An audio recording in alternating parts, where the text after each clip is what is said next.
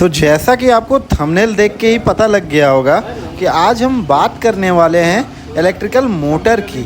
तो जानेंगे इस वीडियो के माध्यम से कि आखिरकार इलेक्ट्रिकल मोटर कैसे वर्क करती है और कैसे घूमती है, और साथ ही इसकी कंस्ट्रक्शन को भी हम जानने का कोशिश करेंगे। तो स्वागत है गाइस एक और नई वीडियो के साथ हमारे यूट्यूब चैनल मोटर लैब में। तो पहले हम ये बात करते हैं कि आखिर मोटर क्या है और कैसे ये वर्क करती है। तो इसका सीधा जवाब होता है, मोटर को हम इलेक्ट्रिकल एनर्जी देते हैं और बदले में ये हमें मैकेनिकल एनर्जी देता है। इसका मतलब ये होता है कि हम इसको इलेक्ट्रिकल एनर्जी दे के अपना मैकेनिकल काम करवा सकते हैं, जैसे किसी चीज़ को लिफ्ट करवाना, पंप करवाना और भी बहुत सारे चीज़ इससे हम करवा सकते हैं। तो हम बात करते हैं मोटर के प्रकार के बारे में। नॉर्मली 3 तरह के मोटर होते हैं, एसी मोटर, डीसी मोटर और एक स्पेशल टाइप का मोटर। तो पहले हम बात करते हैं एसी मोटर की। बेसिकली इसमें 2 तरह के मोटर होते हैं, एक होता है हमारा सिंक्रोनस मोटर और दूसरा होता है इंडक्शन मोटर। तो अब डीसी मोटर के प्रकार के बारे में जान लेते हैं।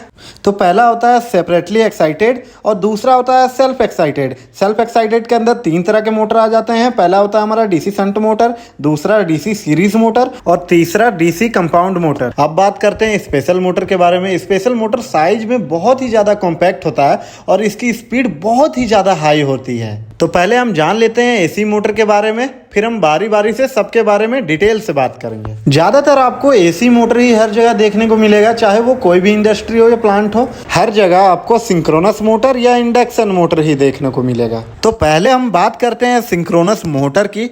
सिंक्रोनस मोटर एक ऐसा मोटर है जो कि सप्लाई देने के बाद भी ऑटोमेटिक रन नहीं करता है, यानी ये ऑटोमेटिक सेल्फ स्टार्ट नहीं होता है। तो अब आपके मन में ये जरूर ये सवाल आया होगा कि जब ये ऑटोमेटिक सप्लाई देने पे नहीं घूमेगा तो अब का इसको हथवा से घुमाएं।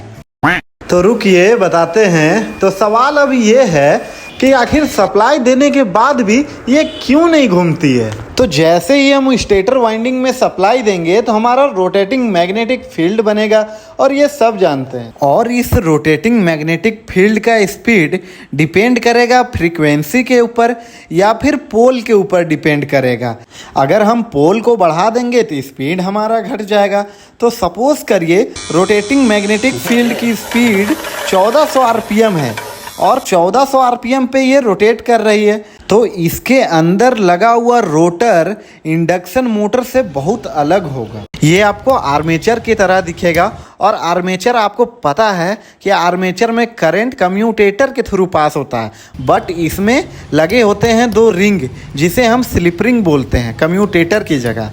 और एक मेन बात तो ये है कि हम इसकी रोटर में भी डीसी सप्लाई देते हैं और डीसी सप्लाई का फ्रीक्वेंसी क्योंकि कांस्टेंट होता है, तो जब मोटर का रोटेटिंग मैग्नेटिक फील्ड का स्पीड सिंक्रोनस स्पीड के नियर चला जाएगा तो उस कंडीशन में हम रोटर में डीसी सप्लाई देंगे, जिसके कारण रोटर में भी मैग्नेटिक फील्ड बनेगा। तो इस कंडीशन में फील्ड वाइंडिंग के पोल और रोटर के पोल आपस में अट्रैक्ट होने लगेंगे, क्योंकि मैग्नेटिक लॉ तो यही है। मगर स्टेटर में जो मैग्नेटिक फील्ड बनेगा उसका स्पीड इतना ज़्यादा होगा कि वो रोटर के पोल को कैच ही नहीं कर पाएगा। कैच कर पाएगा क्या?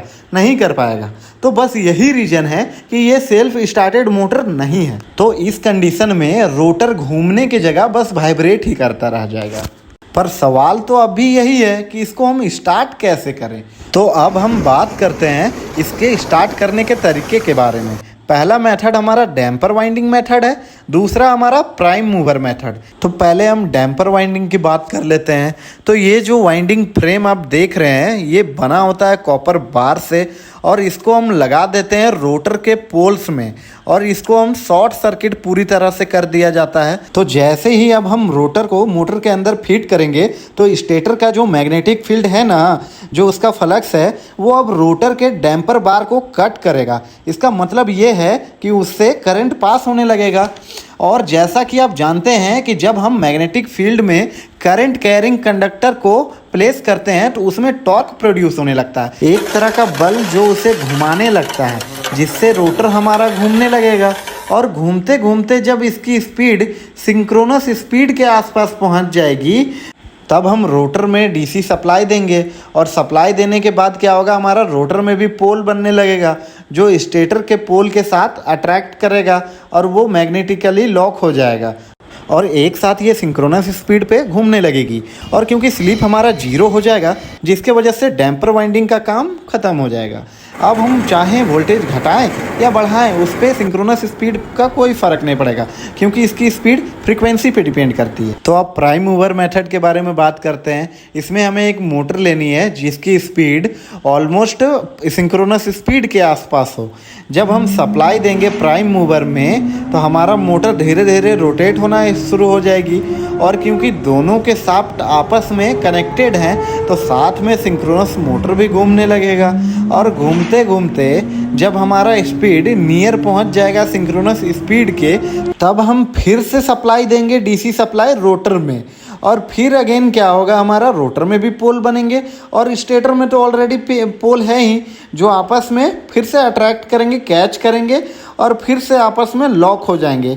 तो इस तरह मोटर स्टार्ट होकर सिंक्रोनस स्पीड पे घूमने लगेगा और इधर प्राइम मूवर का काम ख़त्म हो जाएगा और ये डिस्कनेक्ट हो जाएगा।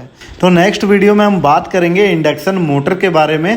तो बस ऐसे ही इलेक्ट्रिकल इन्फॉर्मेटिव वीडियोस के लिए सब्सक्राइब करें हमारे चैनल को और बेल आइकन को भी दबा दें ताकि आने वाला नोटिफिकेशन पहुंचे सबसे पहले आप तक।